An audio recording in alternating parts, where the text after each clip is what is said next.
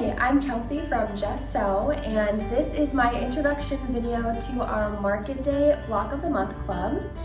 I do have the sample here for you guys to see today.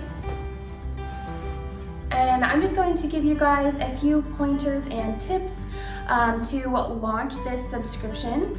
You should be receiving this with your welcome email, and if you are watching this video from YouTube and you are not subscribed to this block of the month, as of today, the first day of the club, there are still spots available and you can sign up after it has started. So depending on when you're watching this video or where you find it, I will provide the link below so that you can see if there are still spots available. In the description box below, you'll find a link to sign up for this block of the month club, and you'll also find a link to a raw edge applique tutorial that I have made. This quilt does use traditional piecing for the flower blocks in the center, the middle row of the quilt here, and you'll also obviously need to piece the background, the frames that the applique pieces are appliqued inside of. But most of your work will be applique. So I have a few pointers when it comes to the applique of this quilt. But before I get into the details of the actual applique, let me talk a little bit about what to expect in this subscription. This is a 9-month subscription, and the credit card you use to sign up will be the one that's charged every month. So if that expires or if you get a new one, you'll have to let us know. You'll also be receiving a fabric chart. This is a piece of paper with the coordinating images of the fabric with the number of the fabric. There is one that comes included with the pattern, but that's using the fabrics that are depicted on the front of the pattern, which are different than the fabrics we're using in this subscription. So I have provided you with a fabric chart that uses our fabric so you can easily tell in your kit which fabric is for which use. So they'll be labeled fabric 1, 2, 3, and so on. One thing to note is that I think 3 of the fabrics, I think it's only 3 of them, are substituted for some of the kits. So some of you might have a different border fabric or a different background fabric, but they are very similar to my sample here. So regardless, your fabric chart should tell you what number of fabric each print is. Okay, let's talk a little bit about applique. As I'm sure you're aware, there are tons of different applique techniques. So if you're coming into this subscription already with a favorite applique technique and you know exactly what you want to do, then that's great, go for it.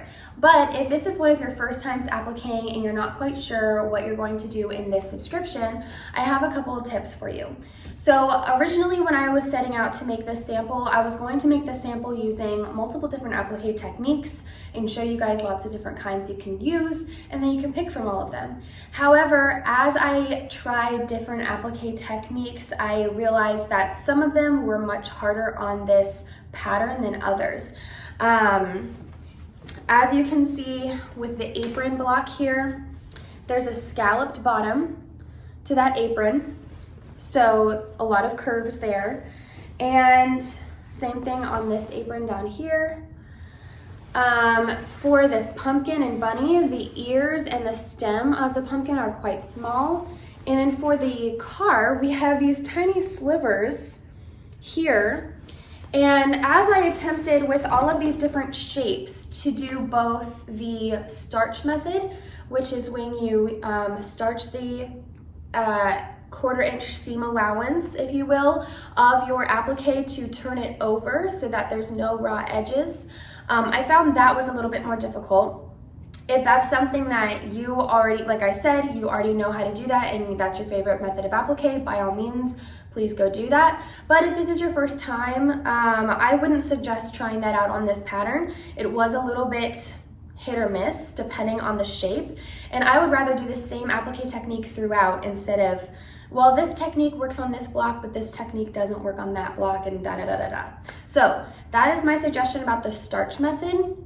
There's also an interfacing method where you use a lightweight fusible interfacing and you sew it to the right side of your fabric, tracing the line of the applique shape, and then you cut it out with a 1/4 inch allowance, and you cut a slit in the interfacing to turn it right side out, and turning it right side out hides all of your raw edges on the inside.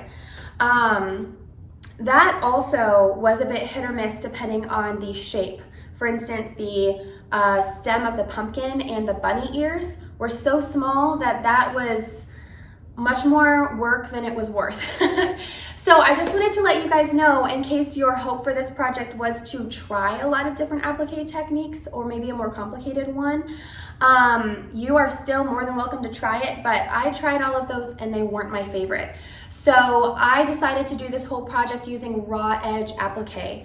And so that is the tutorial I have provided in the description below, how to do raw edge applique with this pattern.